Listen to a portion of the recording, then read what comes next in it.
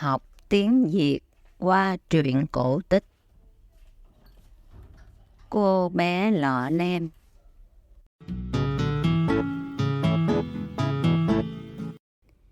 Ngày xưa, có một cô gái xinh đẹp, sống hạnh phúc cùng cha mẹ trong ngôi nhà ngập tràn tiếng cười. Bỗng đến một ngày, mẹ cô bé bị ốm nặng. Khi nhận thấy mình không thể qua khỏi, bà liền gọi nàng đến cạnh giường và dặn dò: "Con gái à, hãy cố gắng sống một cuộc đời thật đẹp, luôn chăm chỉ và giúp đỡ mọi người xung quanh nhé con. Mẹ sẽ ở bên cạnh che chở và phù hộ cho con." Sau đó bà nhắm mắt. Xung quanh chỉ vang lên tiếng nấc nghẹn ngào và sự đau buồn của cô con gái nhỏ. Một thời gian sau, cha cô nàng tái hôn với một người phụ nữ đã có 2 đứa con riêng. Mọi người sống với nhau vui vẻ dưới một mái nhà. Thậm chí mẹ kế còn đối xử rất tốt với cô. Bởi thế mà người cha luôn yên tâm và tin tưởng người vợ thứ hai của mình. Trớ trêu thay, bản chất thật của mẹ kế và các em dần bộc lộ mỗi khi cha cô vắng nhà trong thời gian dài. Cũng từ đó trở đi, cô nàng phải sống trong hoàn cảnh khốn khổ như một người đầy tớ trong nhà. Khi người cha qua đời, cô nàng không còn ai nương tựa. Vì thế, những chuỗi ngày vất vả cứ thế chìm sâu vào bóng tối. Nào là phải dậy sớm vất vả từ tờ mờ sáng để đi gánh nước, sau đó thì thổi cơm và giặt giũ tất cả quần áo trong nhà. Chưa hết, mẹ kế chỉ cho nàng ăn đồ thừa, mặc váy ngủ cũ nát và ngủ trên một chiếc giường tồi tàn trên căn gác xếp u tối. Ngày ngày, cô gái nhỏ chỉ loay hoay, quét dọn và chui rút nơi xó bếp, khiến bộ dạng cô trở nên lem luốc. Chính vì vậy, 2 đứa con gái đã đặt tên cho cô nàng là Lọ Lem. Dù sống chung nhà, nhưng Lọ Lem và mẹ con họ như 2 thế giới đối lập nhau. Cô gái chẳng có ai để tâm sự những nỗi buồn tủi ngoài những con vật bé nhỏ hiền lành như chuột và chim. Một ngày nọ, nhà vua mở hội cán vợ cho hoàng tử và mời tất cả các cô gái đến tuổi lấy chồng cùng tham dự. Nghe được tin này, Lọ Lem rất háo hức và cũng muốn được dự hội như bao cô gái trong vùng. Cô rụt rè xin phép mẹ kế, nhưng chỉ nhận lại lời hồi đáp giễu cợt: "Cái đồ cốc ghẻ như ngươi mà cũng muốn tham gia hay sao? Người thì toàn bụi bẩn mà dám đi dự hội à? Thôi được, trước hết hãy chuẩn bị quần áo cho các em của ngươi đi, rồi ngươi mới được đi." Lọ Lem nhanh chóng giúp các em mình mặc đầm váy dạ hội, chỉnh trang đầu tóc sao cho gọn gàng và tươm tất.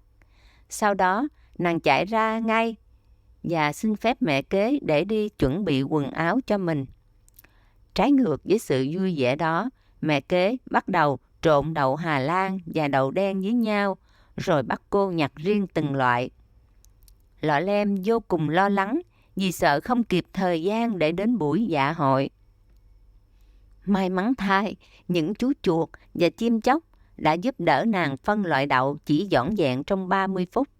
Ấy thế mà bà mẹ kế lại nhất quyết không cho Lọ Lem đi và than trách rằng: "Dù ngươi có làm gì thì cũng tốn công vô ích thôi Lọ Lem à.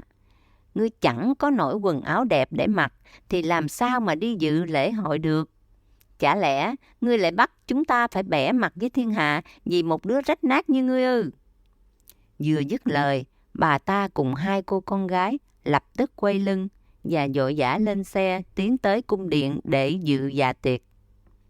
Khi đó, Lọ Lem chỉ biết ngậm ngùi và òa khóc ngay trong chính căn nhà lạnh lẽo.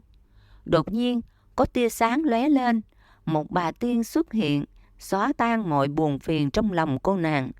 Bà bắt đầu hô biến quả bí ngô trong giường thành cỗ xe, 2 con chuột thành 2 chú tuấn mã và chú chim sẻ thành người lái xe. Cuối cùng, bà phù phép để Lọ Lem trở thành một nàng công chúa xinh đẹp khoác lên mình một bộ váy lấp lánh. Ngay khi Lọ Lem bước vào cung điện, mọi người đều sững sờ và ngạc nhiên trước vẻ đẹp lung linh của cô nàng. Chưa bao giờ họ trông thấy một cô gái rạng rỡ và tỏa sáng như thế. Trong lúc hoàng tử đang chán ngán bữa tiệc, chàng bắt đầu nhìn thấy Lọ Lem và bị thu hút ngay từ ánh nhìn đầu tiên. Hoàng tử đi về phía nàng, hỏi thăm và mời nàng khiêu vũ với bản nhạc lãng mạn. Lọ Lem ngại ngùng và đồng ý. Cả hai chìm đắm trong điệu nhạc và dường như hoàng tử đã đem lòng yêu Lọ Lem. Trong lúc say sưa nhảy cùng nhau, nàng bắt đầu để ý đồng hồ gần điểm 12 giờ.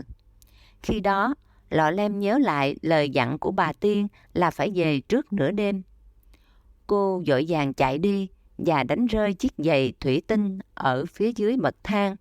Khoảnh khắc cô nàng biến mất khá nhanh, khiến hoàng tử rối bời và ngơ ngẩn giữa buổi tiệc.